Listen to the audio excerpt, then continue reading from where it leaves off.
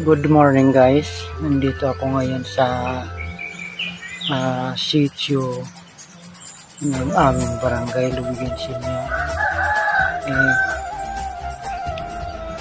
Kukunan ko yung video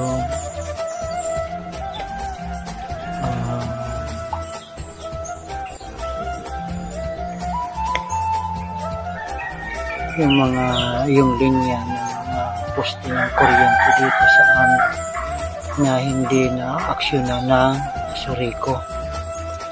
So mga bulok-bulok na yung poste pero walang nagagawa ang Kasuriko at yung wire halos lumapas na sa lupa. Ito guys yung linya ng kuryente na kukunan ko, na sabi ko nabubulok yung mga poste ng kuryente. Itong poste ng kuryente,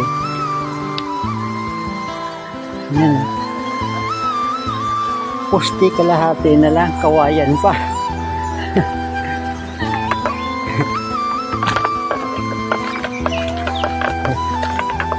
Yung dalawa yun.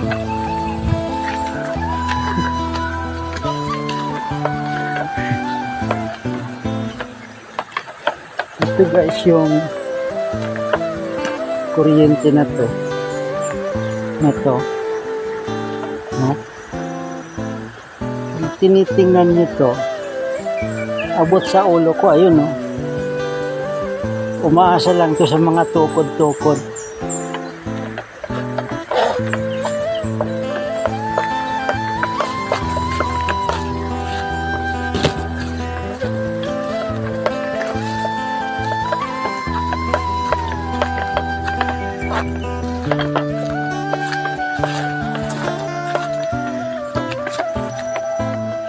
Lalo na dito guys, kung mapapansin nyo yung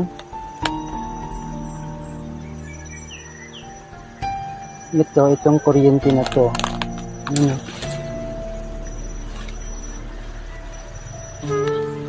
napakababa yan guys.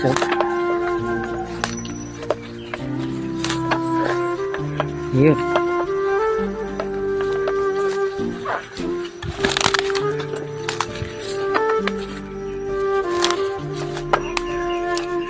lapat na sa lupa,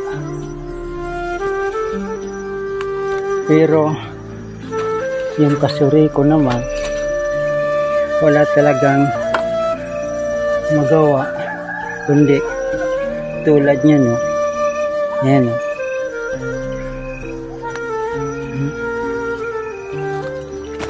Siguro aaksyon lang ang Kasuriko dito kapag mayroon ng namatay dahil sa kuryente na yan, na walang maayos na poste.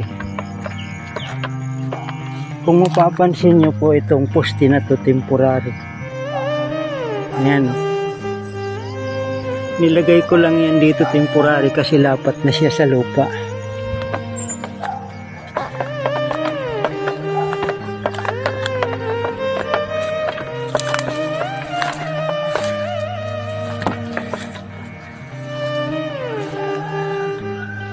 At ito nga, tinalian ko lang to para hindi na talapat sa lupa. Ayan. Ayan ang poste, pero matagal na itong nire-request na lagyan ng maayos na poste. Pero hindi ito ma-aksyonan.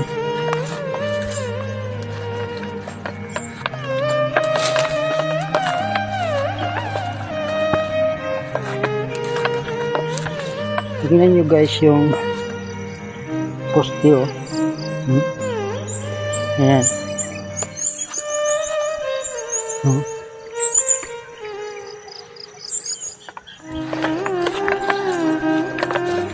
Kung hindi ko pa nga ito tinutukuran, hindi aangat ng ganyan yan.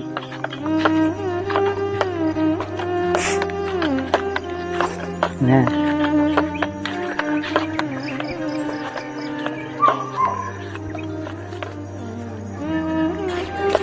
Yan yung kuryente dito sa sitio Humulhog. Kuryente na walang maayos na poste.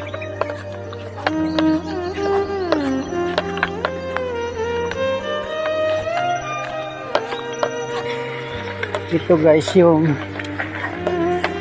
poste ng kuryente dito sa amin. Ayan o. May tali na lang para tumaas o umangat. Napansin nyo. Yung linya na yun ng kuryente na to. Ayun. Nasa ibabaw ng bubong na anahaw pa. Delikado yan.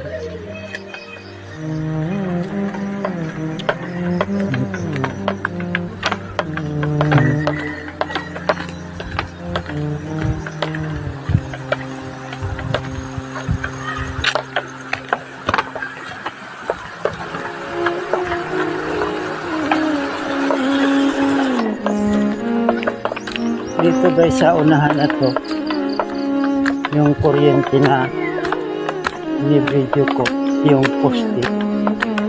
And ito guys mga kahoy dito, hindi naman talaga to poste. Isinabit na lang yan dyan para tumaas. Yan o.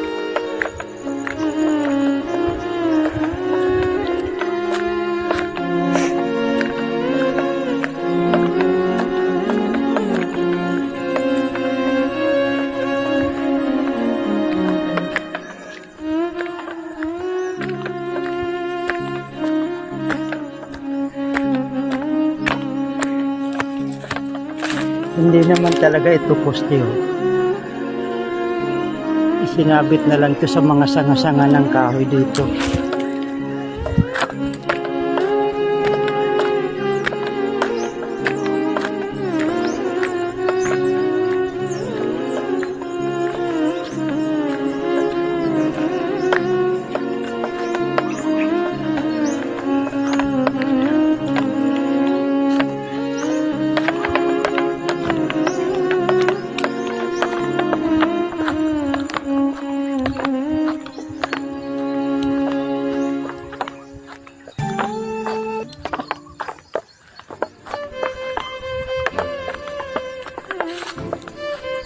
Yan yung kuryente dito sa sitio Humulhog, dito sa aming barangay, sitio.